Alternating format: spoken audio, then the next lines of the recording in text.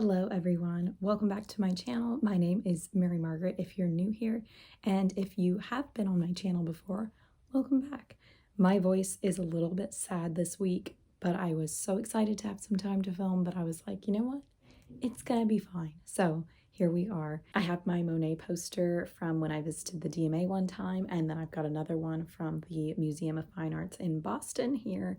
And as you can see, I was too excited for fall, even though it's September, to not pull out all of my like fall-y things here. So enjoy that, even though it's super, super hot outside right now. Currently, what I would like to talk about is what I'm reading. And the other thing I would like to talk about is what I would like to start reading this fall. So I'll go ahead and get started. So the first thing I wanted to talk about is this, which is obviously the Chronicles of Narnia. You can see it and read it, I know. But I have been reading these alongside Julia from Shakespeare and such since I believe we started reading them in June. And we've read The Lion, the Witch, and the Wardrobe. And we also have just finished Prince Caspian. Well, just finished, I should say. I just finished it. Julia finished it like a long time ago. I have just been super, super busy. So before I continue to talk about what I've been reading, I feel like I should mention the fact that I started teaching full-time in the beginning of August, and I was training for a month before that. So my reading over the summer was very, very small. I hardly read anything. So that being said, the fact I read like 3 books, which I had looked in here, this is my reading journal to see what I read this summer, and I was like, yeah, pretty much like 3 books once I started the job. But that's okay, you know, it happens. I'm trying to prioritize more reading time for myself so that that doesn't happen again. But you know, teaching life, that's how it goes. But back to Narnia. Lion, the Witch, and the Wardrobe was phenomenal. I love that book. Lots of nostalgia surrounding that as well as the movie, so that was awesome. But I did not care for Prince Caspian, which is why part of the reason why it took me so long to read it. I like Prince Caspian the character, and I loved seeing how nice he and Peter were to each other, who they're 2 characters that are like central to the plot of these 2 books. Because in the movie adaptation of Prince Caspian, they're really mean to each other. But I felt like it was a very sloppily plotted book, and the pacing was really weird and just felt really underdeveloped, and the conclusion of the book was incredibly anticlimactic.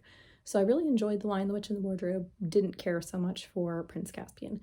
The Narnia books are children's fantasy books, if you have not heard of them before. I hate to say the plot because the plots are very like confusing even if you read it, but especially if I just explain it to you. So I'm not going to do that. Anyway, though, I'm going to be reading The Voyage of the Dawn Treader in September with Julia, and I'm very excited, and I anticipate liking it better than Prince Caspian, although I do remember as a kid that it was not one of my favorites in the series.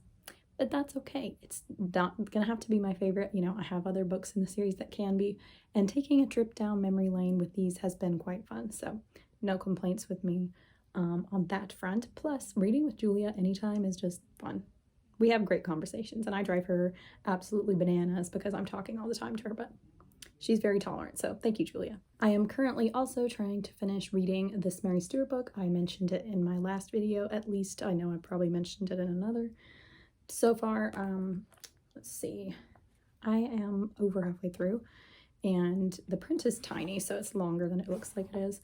But I would say this is probably one of my least favorite Mary Stuart books I've read so far. I don't really think anything will change that, even if I finish it. I don't think that's going to change. The Ivy Tree is probably my least favorite of hers. This one is definitely my second least favorite.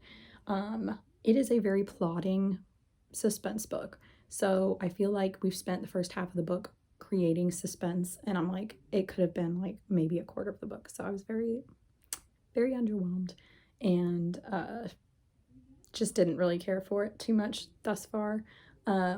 And I don't really care about the characters either, so a bit of a letdown because I usually love Mary Stuart books. So with suspense books, I feel like it's really hard to tell the plot without being afraid you're going to give a spoiler away. So I will just say this is about a young woman, you can see her on the cover, And these books are from like the 1950s and 60s, and this is one of the kind of older copies. Love it. Very cute. But Jennifer Silver is her name, and she's going to France to visit her cousin, and she basically finds out that something has happened to her cousin, and she's trying to find out the truth, what's going on. There's a lot of mystery, a lot of really scary things are happening. It takes place mainly at a convent, which would usually be really intriguing to me because I think convents are really interesting, but I'm just not a fan. It's just been really slow. I feel like I've predicted everything except one twist, and that one twist I'm kind of like, okay, whatever.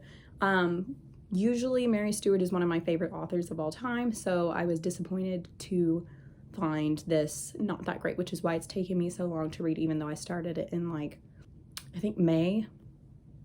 Still not finished with it. Usually it takes me maybe a few weeks to read. Maybe, even if I'm busy, so. Oh well, better luck next time. The next book is one that I cannot talk about even though I'm enjoying it, because Kara, my friend that I talk about all the time, I did a book swap where we picked each other out books that we were going to make each other read. Well, make is a strong word. We're happy to read them. And so we're keeping it secret because we're working on vlogs that we're going to post later with our reactions, which I've never vlogged before, so this has been very interesting, but I am really enjoying it, so stay tuned for that. The next book's really interesting because I actually started listening to this audiobook back when I was in Scotland for a while for school. I was listening to the audiobook, as I said, and I really didn't like it. I thought it was really boring. I didn't understand any of it. I hated it. And I was like, I will never read this author's work. But here I am, 2 years later, reading a book by this author, same book, not in audiobook form, obsessed with it. Middlemarch by George Eliot. I've heard so many people rave about this book, and I was like, what are their problems? Like, I do not see what everyone is talking about. Like, I hated that audiobook. I stopped it about a fifth of the way through. I was like, I can't do it. A few weeks ago, I needed a relaxing TV show to watch while I was lesson planning, and I turned on Middlemarch just for the heck of it because my sisters love George Eliot, so I was like, I'll give it a try, see what I think. And I haven't even finished it because I was like, I need to finish the book first now because I'm obsessed. But this is going to be a new favorite. I'm calling it now. I'm 4 chapters in, and as you can see, I'm already annotating like crazy. I am really, really loving it, and I just feel like it's brilliant. It's just brilliant, and yeah, that's really all I have to say. I will say, as Kara and I call them, I may have discovered a new book boyfriend, so stay tuned for that. But Middlemarch is a book that is all about this town called Middlemarch, where basically George Eliot is trying to capture the inner workings of the minds of all these different people that live in the town.